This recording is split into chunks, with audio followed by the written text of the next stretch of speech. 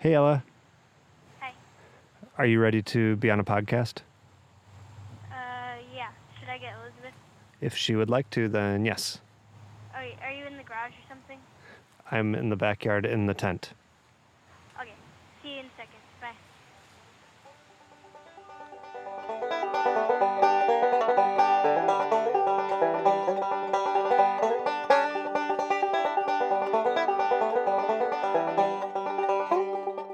Greetings, everybody. It's Microphone Day here on the Picky Fingers Banjo Podcast. Always one of my favorite times of the year. What, you didn't know about Microphone Day? Oh, it's a big time holiday where I'm from.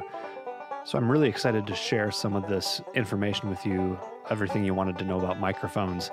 Well, maybe not everything, but a lot of useful stuff, I think. I'll be going through some basics of live microphones, and then we'll make it to the Shootout where you'll actually get to hear a lot of the popular live microphone models. Before I do that, though, I really need to take a moment to thank the people who make this episode possible, and I'm talking about the Patreon sponsors of today's episode. Today there are two listeners in particular that I need to thank for their support. The first is James Armington. He's in a band that just won the 2019 Telluride Band Contest, so congratulations to James. The band is called Beauregard, and that's spelled B-O-W, like a violin bow, and then regard all as one word. So they apparently have a bright future ahead of them. So that's really cool that he's listening to the podcast, and he seems like he's really into the straight ahead driving bluegrass banjo. So if you're into that stuff, check out James and his band Beauregard. And once again, congratulations and thank you, James, for listening and supporting the podcast on Patreon. The next supporter is a gentleman named John Roberts. And I know what you're all thinking is the same thing that I was thinking when I first saw that John Roberts supported my podcast, is that, holy cow, it's the Chief Justice of the United States contributing on Patreon. And that's a little Supreme Court humor for you. No? Okay, sorry about that. But anyway, I figured out it was not that John Roberts, because this one is actually from Bristol, UK, which is really cool. We just had another supporter a few episodes ago named Michael G, who's also from Bristol. So apparently the podcast is a huge thing out in Bristol, UK. Maybe I should move there and become a local celebrity or something like that. But anyway, John says that he really enjoys how the enthusiasm of all of the interviewees really gets him in the mood to practice. And I actually hear that from a lot of you, that hearing all these professionals talk about what inspires them also inspires you and makes you want to improve. And I actually feel the same way when I'm listening back to the episodes. So, John, you're not alone with that, and I'm really happy to hear that the podcast is inspiring you, and I hope you're able to turn that into some good, productive playing. So, thanks again for your support as well. To everyone else out there, if you find the podcast useful, or if you have been inspired to practice more by it and you find it valuable in some way, please consider contributing on Patreon, and that page is patreon.com/banjopodcast, and that will tell you how you can become a supporter of the show. Every little bit really helps, and I thank you all for those of you who have done that. If you'd like to contact me because you have any sort of questions, comments, suggestions, or if you want to let me know that you're one of the associate justices of the Supreme Court and just chat about that kind of stuff, you can contact me at pickyfingersbanjopodcast@gmail.com. Find me on social media as well. I'm on Facebook, and I'm on Instagram, and I'm on Twitter so far. Hopefully that's it. I can't even keep up with what I'm trying to do there, but you can find me there. It's either under Picky Fingers or Banjo Podcast, or if you do enough searching, you'll find it. That's where I post a lot of announcements about episodes, other banjo-related stuff, every once in a while, some personal things about gigs or whatever. Yeah, find me on there. Okay, on to today's episode. This episode is all about live microphones, and what I mean by live microphones is microphones that you would use for a live performance setting as opposed to studio recording or any other purposes for which you might use a microphone. This is actually probably one of the first ideas that I had in terms of a podcast topic that I would want to make. originally when I came up with the idea to start a podcast at all. This was something that I knew I wanted to do. So it's been a while coming, and I've made a few social media posts about what microphones people would want to have included in such a shootout. And I got a lot of responses, and I thank any of you who contributed to any of that. I tried to include as many as I could. I was not able to include them all, but I did my best, and I was able to include most of them. So real quick before we get into it, some basic notes. First of all, if you notice any strange or unusual background noises, it's because the day that I am recording this, what you're hearing right now, was just a remarkably beautiful summer day up here in Michigan. And anybody who has lived in the Midwest or Michigan specifically knows that when those days come about, you really need to take advantage, because it won't be long before we have our 8 months of winter. So I also wanted to get a bunch of this podcasting done, which usually means I have to go down in my basement. So I was torn between, do I work on my podcast or do I go out and enjoy the day? And I decided to, I am fortunate enough to have a decently big backyard, and we have like a tent set up. So I dragged all my podcasting gear out here and ran an extension cord. And so I have at the moment a backyard podcasting studio, which is totally awesome. So it's a little ironic that on the day that I'm trying to stress how important microphone quality is, that I am compromising the sound quality of my podcast for the sake of a little bit of outdoors and comfort for myself. But I hope what I lose in some background noise, maybe I'll make up for in mental health and all those kind of things. But yeah, I'm really happy to be outside, but you'll have to forgive me and Mother Nature if you hear any random, I don't know, crickets or wind or neighbors or lawn mowing or anything like that. So next, I just wanted to explain how this podcast is set up. Of course, the main feature of this podcast is the microphone samples, and you're going to hear samples of 15 different live microphones, which are the best ones that I could find that represent most of the popular choices for today's players. And we'll get to those samples later, and please look at the show notes, and you will get detailed time logs regarding when each of those samples numbered 1 through 15 start. And they're going to be in a random order, but the microphones that I chose to review on this, or I didn't so much review them, but the samples that you'll hear, I'm going to list them right now in alphabetical order, which is not the order in which they appear on the show.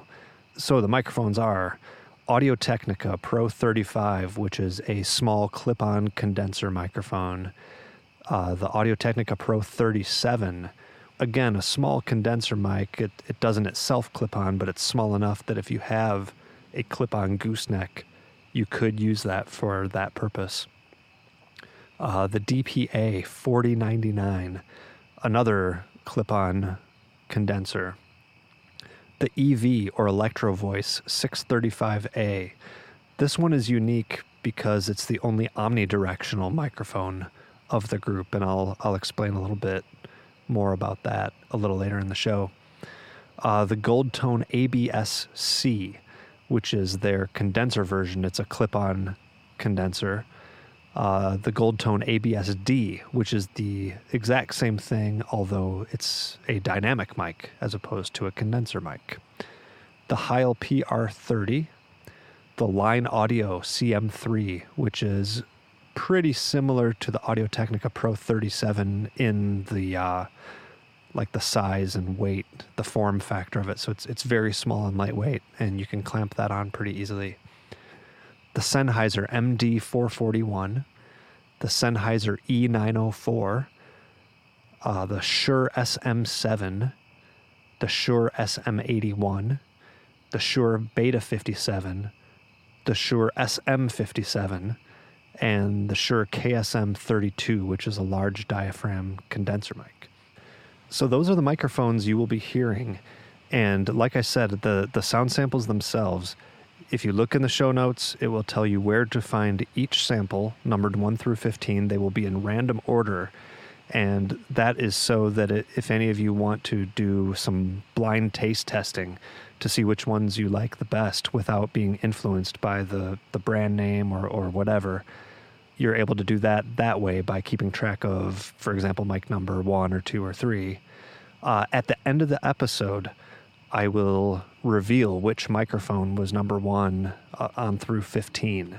I will also publish a sheet which can be downloaded from the banjopodcast.libsyn.com. Libsyn is spelled Libsyn. Right next to the episode, you'll see an option to download the mic sheet.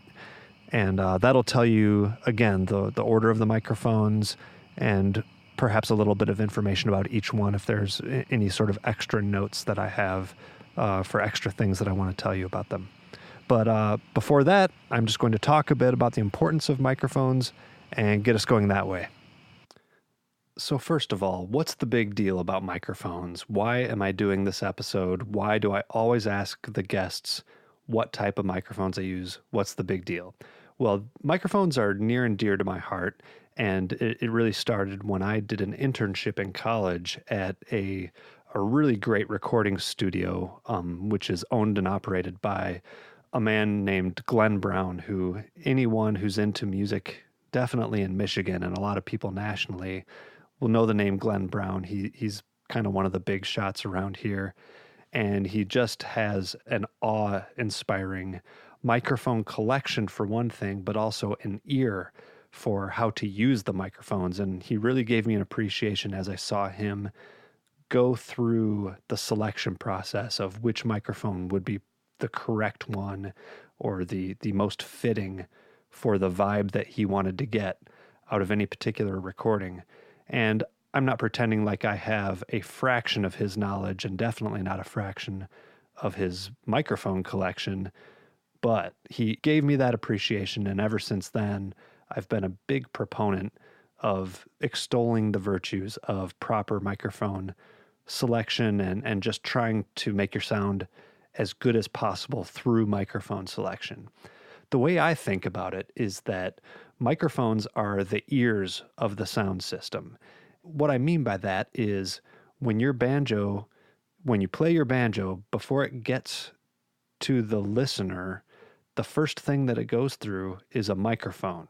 And everything that the listener ends up hearing through a speaker went through that microphone. So the microphone is quite literally listening to what you're playing into it, and only after that can it then transmit the sound into the mixer or whatever effects you're using or anything like that.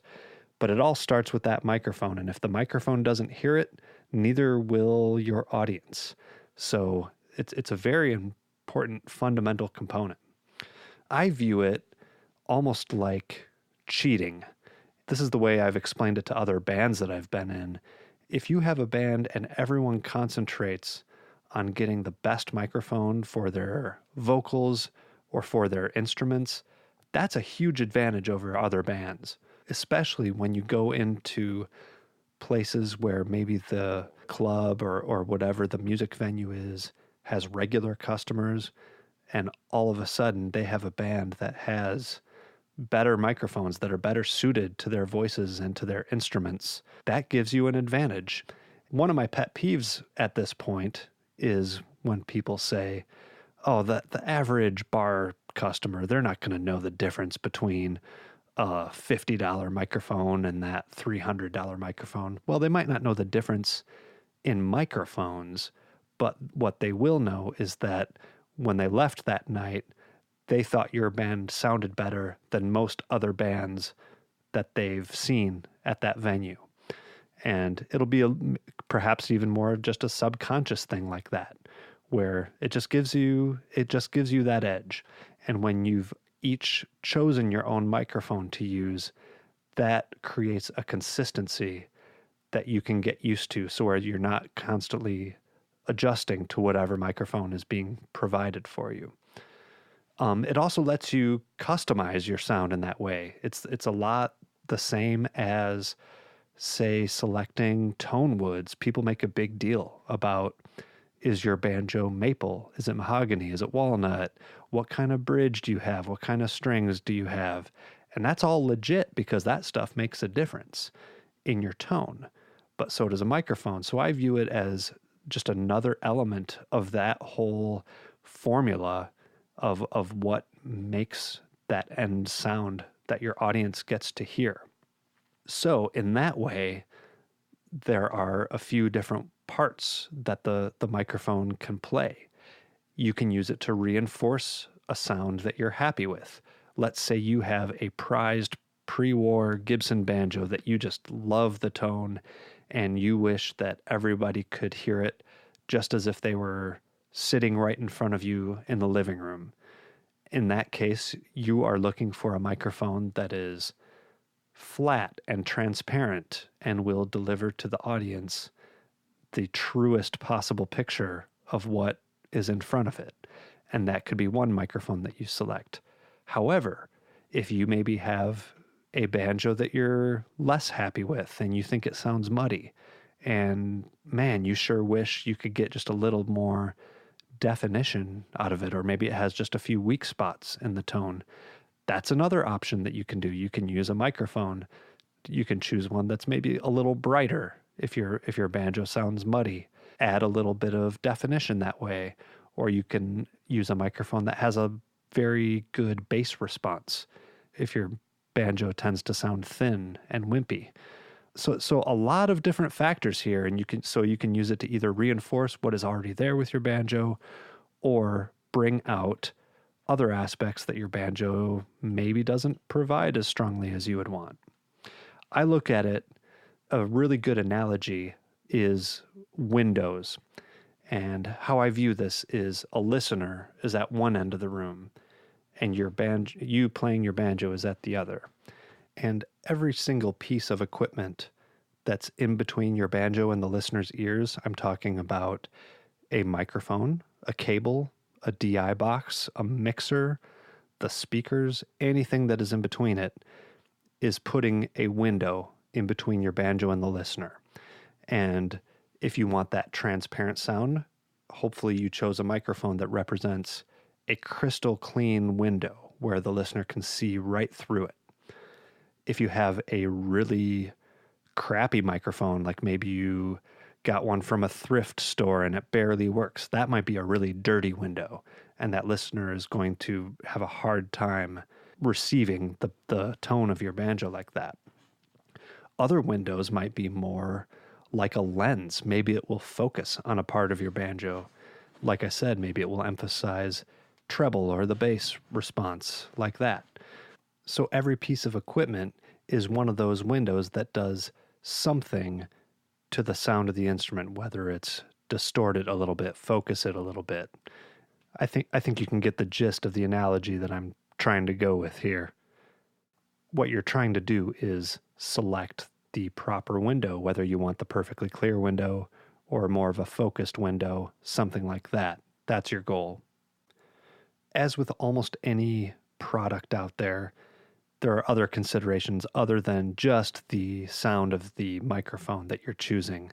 There's other considerations such as stand mount or clip-on, and that means, is your microphone going to be on a stand where you are responsible for walking up to it with your banjo and playing into it, versus something that can clip on or clamp onto your banjo in some way, in which case it will always be in a fixed position hearing your banjo, and you will be a little more freer to walk around the stage if that's your kind of thing. So it's worth it to think about those kind of things, and that might actually narrow down your list right away. Maybe you'll only want to be comparing 4 of these microphones in the shootout if you know that you want a clip-on, for example. And I think there's more than 4 that clip on, but I'm just throwing that number out there. You can refine your search in that way. There are different pickup patterns, and that means that the microphones, as the ears of the sound system, are hearing in a different pattern. There's something called a standard cardioid pattern, which means the microphone hears right in front of it, but not behind it. There are hyper or supercardioid microphones. in which case it is hearing even more directly right in front of it, but also a tiny bit behind it and less so on the sides as compared to a standard cardioid. There's even one omnidirectional microphone in the Shootout. That's the EV635A. And omnidirectional, as its name suggests, means that the microphone is hearing in basically a spherical 360-degree pattern all around it. It doesn't matter if you're behind the microphone at any angle. And those kinds of considerations are important depending on your playing situation, what places you tend to perform in. One choice might be the better choice versus the others. And it's a bit beyond the scope of what I want to cover in this podcast, but those are actually important things to know about the microphone that you choose. For example, when you're setting up monitors, let's say, and you have a cardioid microphone, the fact that it rejects sound directly behind it means the best place for your monitor to be placed is directly behind it, because it will reject that sound and therefore be less feedback prone because of that. Whereas if you have a hypercardioid microphone, that the best rejection zone for that type of microphone is actually about, I think it's 30 degrees off axis toward the back. And so that affects where you place your monitors just based on what type of microphone you're using. So that was my very long-winded way of making the point that more goes into selecting a microphone than simply the sound of it. But I'll leave it to you to research some of these models after you've heard them. Hopefully you can narrow down to the types of microphone that you like and maybe find one that you think sounds really good. Next, what can you expect to get out of a Shootout on a podcast like this? First of all, you probably won't get much out of it if you are listening to it on either through your phone's speaker or on some crappy earbuds that don't really reproduce sound very well. It's pretty important that if you are actually using these sound samples to make real decisions about maybe a purchase you want to make or just judging these microphones, you're going to want to use either good quality headphones, good quality speakers, something like that really lets you hear all the differences in the microphones themselves. So first of all, there's that. Next, it's really important that you view this Shootout as being one that illustrates relative comparisons among the microphones rather than an absolute sound that you would get if you were to buy that same microphone. And what I mean by that is we all know that I'm going to play differently than you. My banjo sounds different than your banjo sounds. So any given microphone, of course, it's not going to sound like the exact sound sample that you're about to hear when you use it. But the best way to get something out of this Shootout is that, let's say you know what an SM57 microphone sounds like, and that's one of the microphones in the Shootout. When you hear me play it on these sound samples, you can compare everything else to that in terms of this one has more treble, this one gets a little too much pick noise, this one has a really cool mid-range response to it in relation to that SM57. So even though your result won't be the exact same as mine, you'll be able to compare the differences between these microphones in a relatively objective type of way. Another thing you might get out of it is I encourage you to challenge your preconceived notions. So if you tend to be one of these people that say, you know, there's no better microphone than the good old classic Shure SM57 for a banjo. I'm not disparaging the SM57. That's a perfectly fine banjo microphone. But if that's what you think, then maybe you owe it to yourself to do a bit of a blind taste test and see if that's really what you think on this Shootout. Maybe make a list of your favorites and see how far close to the top that SM57 rates for you given these sound samples. Maybe you'll be surprised, or maybe you'll be re-encouraged that you were right the whole time, because that still sounds the best out of all these microphones. And then the last thing that I want to explain before we get to the microphone samples themselves is just explaining my methodology about how I even set this up. So the goal in any kind of shootout like this is to make it so any of the differences that you hear is the microphone. So you want everything else to be as consistent as possible. So that was my goal. And so I set it up with, I guess for one thing, I was tuning the banjo in between every take just to make sure there was no variation in tuning. I had changed the strings the previous day so that it wouldn't be, they would be new sounding strings, but not too new. I warmed up a bit before the recording using, of course, the left hand and right hand boot camp.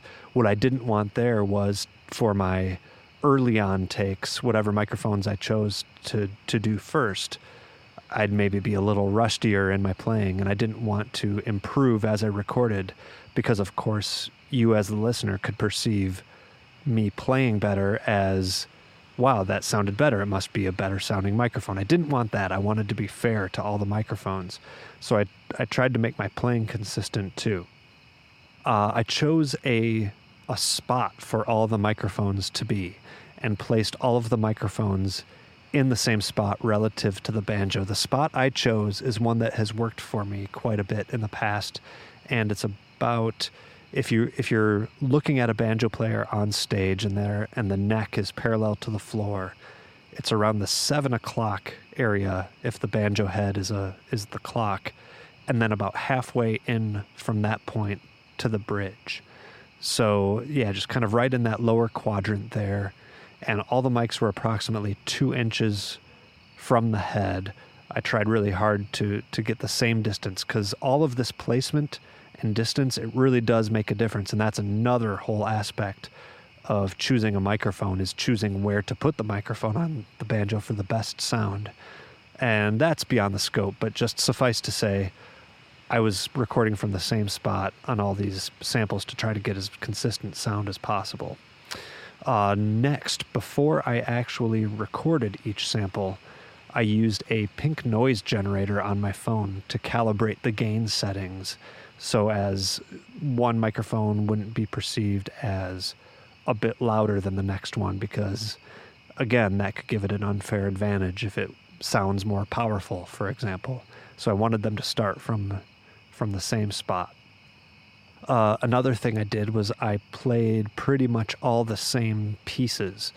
The ones that I chose was, you'll hear on every single sample, I start with like a kickoff and then an up the neck melody to Molly and Tenbrooks, and then I play a really quick line from Brown County Breakdown. This is all without a capo, by the way, so Molly and Tenbrooks is out of G, and then I chose Brown County Breakdown because that's out of D. It's usually an E, but without a capo, it's D, just to give a different tonality. And I did those both to a click track, so that, again, what I didn't want was for me to play in one sample a bit faster, and you would perceive that as being more energetic and somehow better sounding, and that would be unfair to the microphones if I was playing it speedier on one and not so on the other. So those are all at exactly the same speed. From there, I go to a softer backup pattern and try to use a good portion of the neck to just test out all the range of the microphones. And then for all the microphones, I also did just some random noodling, and that does change between the microphones, but just tried to play around a little bit more in case that reveals anything else about the sound. The only other thing I should note about the recording process is that all of these samples were recorded without any type of EQ, compression, effects, anything like that. So you're hearing them essentially as raw sound files as they were recorded. Of course, you can EQ the microphone to your advantage, but I just wanted you to hear as much of an unadulterated version of what they sound like to begin with. So if you really want to take full advantage of this shootout, what I would do is either listen to all the samples and make notes about which ones were your favorite by microphone numbers, or refer to the list that you can download, choose the several that you want to compare, and then use the time code to quickly go to the spot in this episode where those samples occur. And as a reminder, I will be revealing what number each microphone is at the end of this episode. So if you're not in a position to download that sheet, you can just skip to the end and I'll tell you which microphone corresponds to which number there. And the last thing I need to cover before we get to the shootout is to do another thanks. I already thanked our Patreon sponsors, but there were other specific people who provided microphones for this shootout that I did not own but really wanted to be able to compare. One such person is a very good friend of mine and one of the best musicians I know. His name is Jason Denny, and he's a superstar in the Michigan music scene. He's one of the best mandolin and guitar pickers that you'll see. And definitely anyone around Michigan who's familiar with this kind of music knows Jason and is a fan of his. Jason let me borrow his Pro 35 Audio-Technica mic as well as the DPA. So Jason, thank you so much for doing that. Very generous of you, kind sir. Anyone who wants to check out Jason and his amazing music, go to jasondenny.com. That's Jason, DENNIE.com, and you can find out what he's up to, and I definitely encourage you to do that.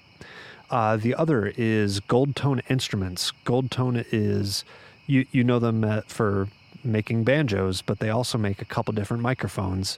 They have two different clamp-on microphones that they were very kind and sent out some demos for me to use for this shootout.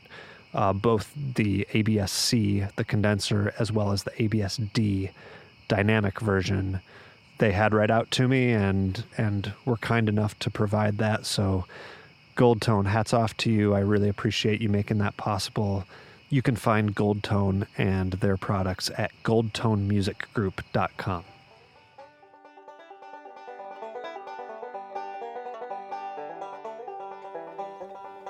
The Picky Fingers Banjo Podcast is brought to you by our official sponsor, Deering Banjos.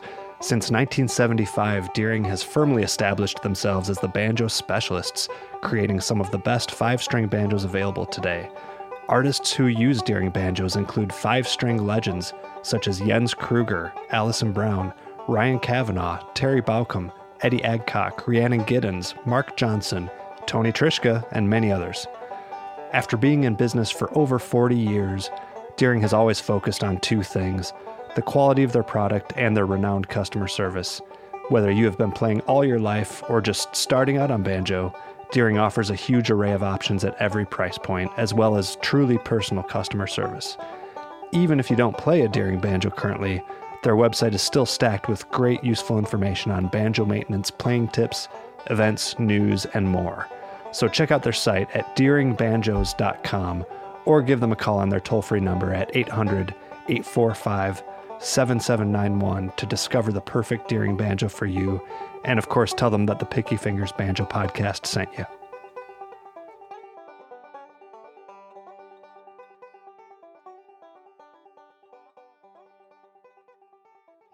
So now it's time for the actual microphone shootout.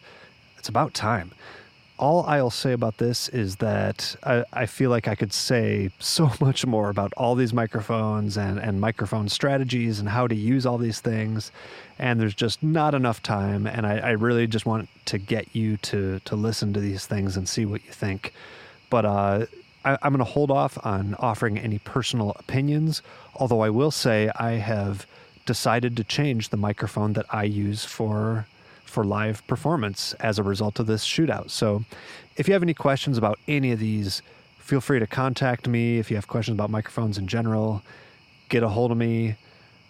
Whatever. Like I said, I could go on about this stuff for days, but we just really need to get to listen to these things. So at any rate, here you go. Microphones 1 through 15. Hope you enjoy it. Hope you find it useful. And stay tuned at the end of the podcast, where I will tell you which mic was which.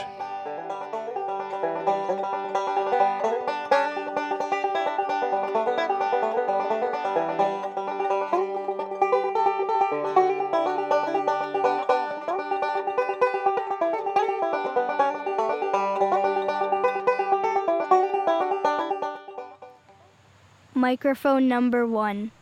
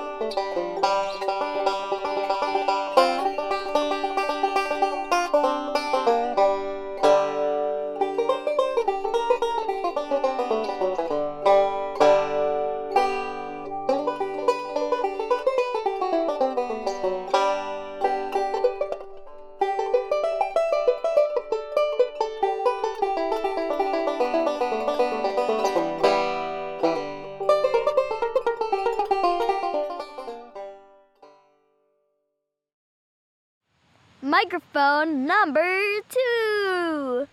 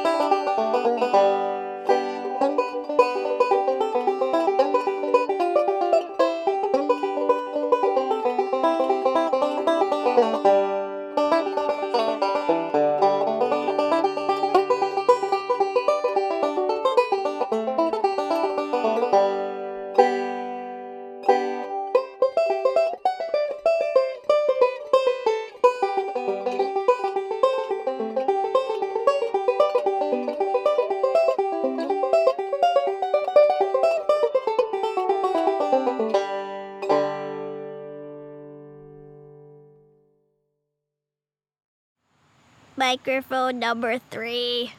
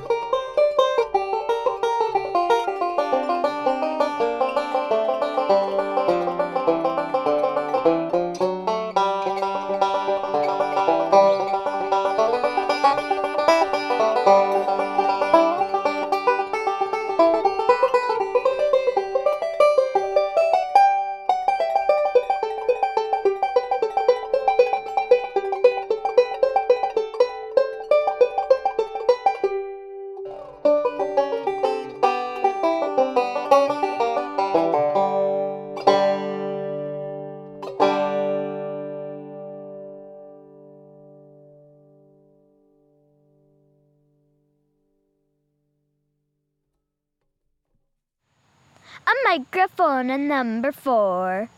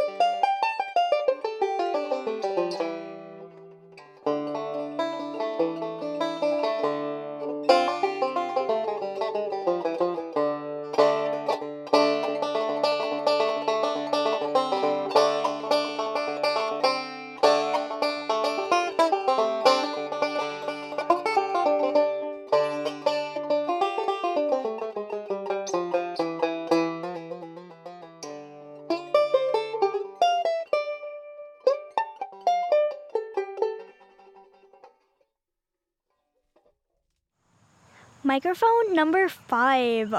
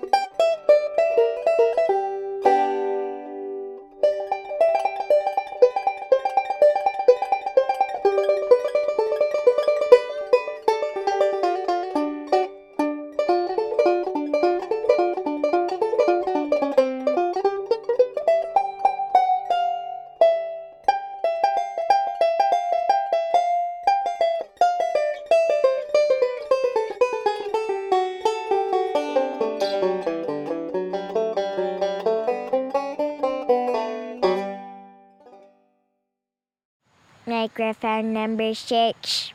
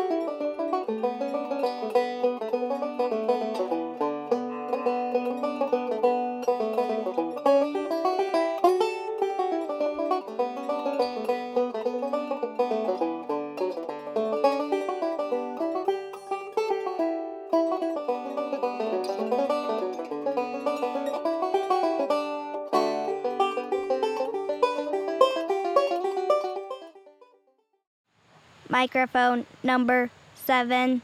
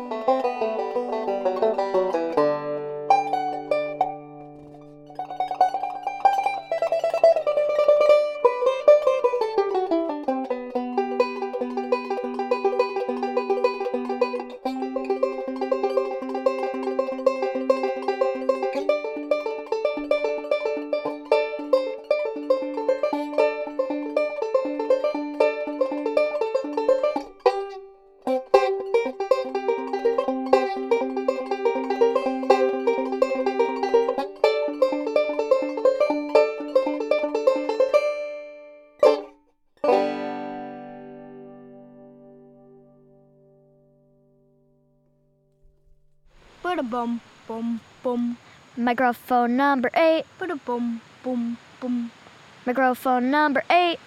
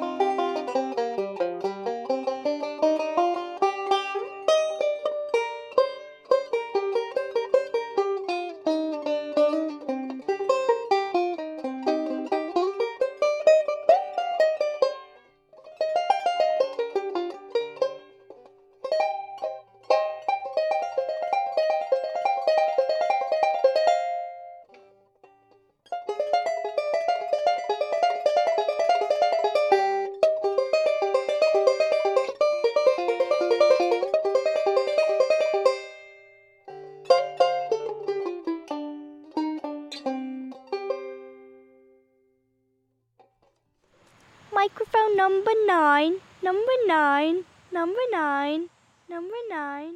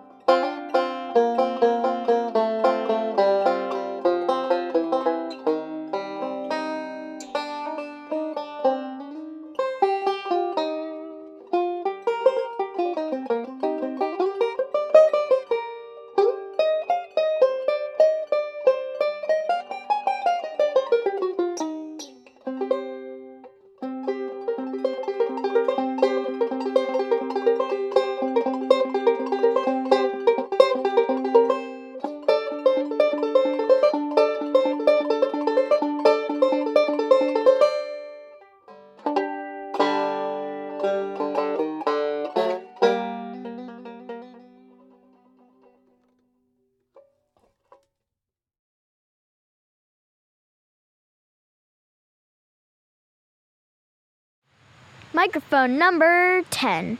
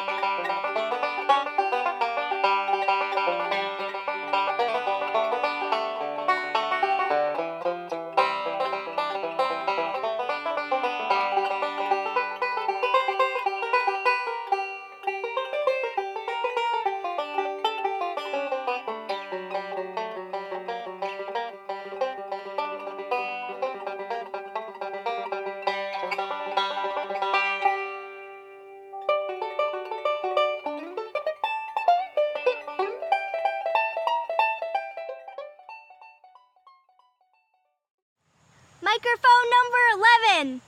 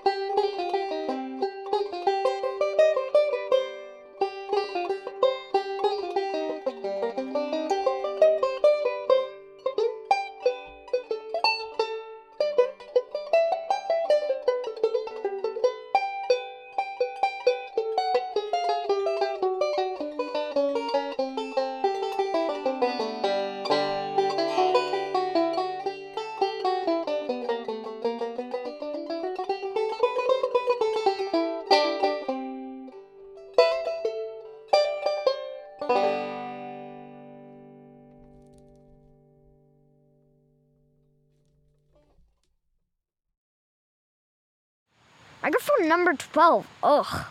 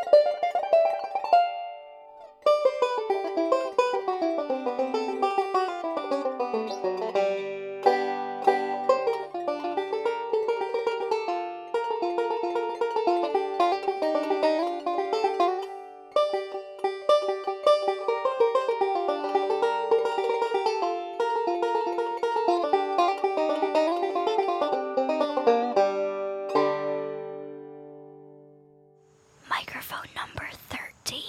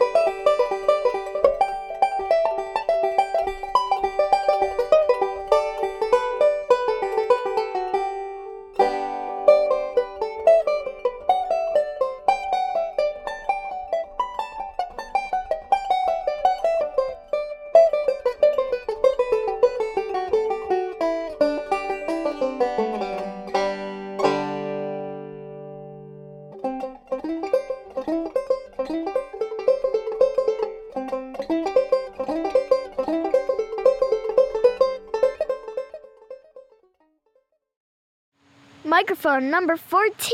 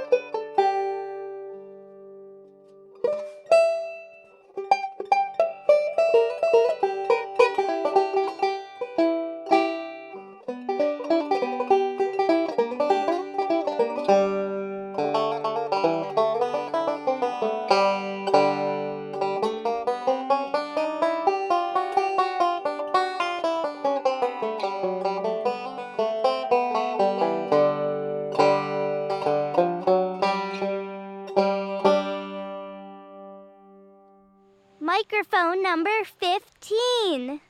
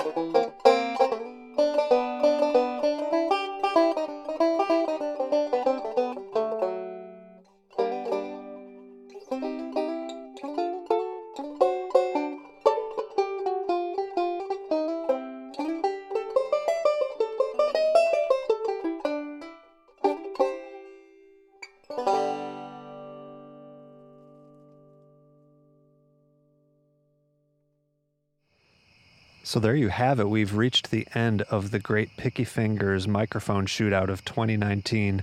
I want to know, were there any ones that you feel stood out to you as being particularly good sounding or bad sounding? Let me know your thoughts. You can contact me at pickyfingersbanjopodcast@gmail.com and let me know your opinions. Once again, I feel like I was barely able to even scratch the surface of the wealth of information that's available on these microphones. So by all means, also reach out at that email address if you have any other questions about this stuff. And before I reveal which microphone was which, just wanted to thank again the Patreon supporters of today's episode. That was James Armington and John Roberts. Thank you guys so much for your support. Any of the rest of you, please visit patreon.com/banjopodcast and consider becoming a sponsor of the show.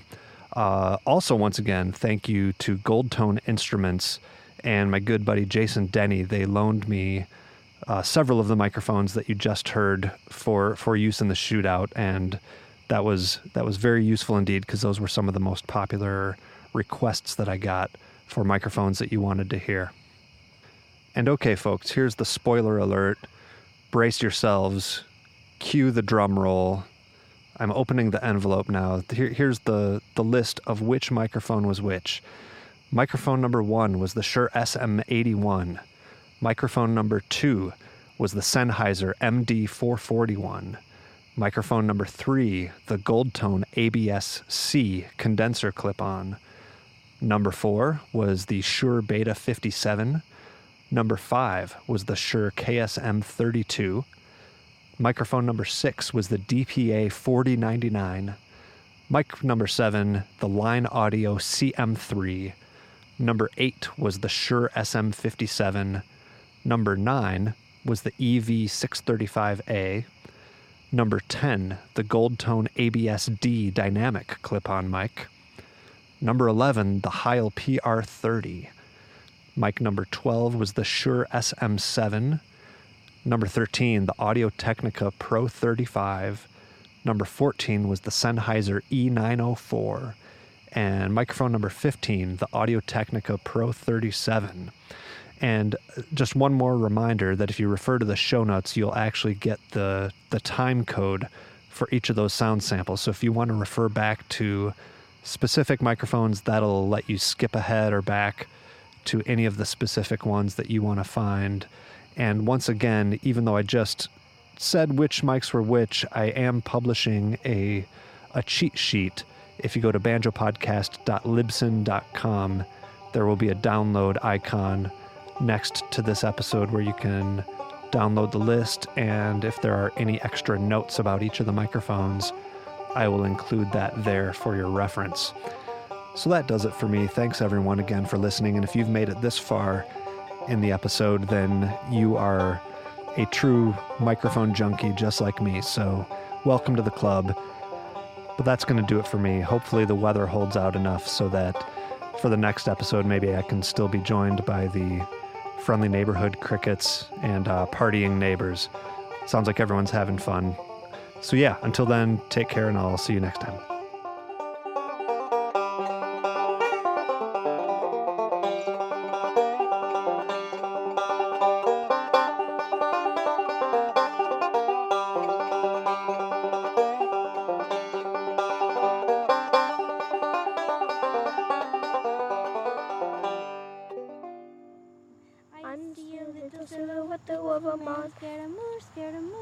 To the fandango, thunder bolts and lightning, very, very frightening me. Galileo, Galileo, Galileo, Galileo, Galileo, Galileo. I'm just a poor boy, nobody likes me. He's just a poor boy from a poor family. Spare him his life from his monstrosity. Easy come, easy go, will you let me go? Bismillah, no, we will let you go. Bismillah, we will let you go. Let him go. No, oh, mamma mia, Mamma mia, mamma mia, let me go. He has a book put aside for me, for me, for me. There's a spider on the other side.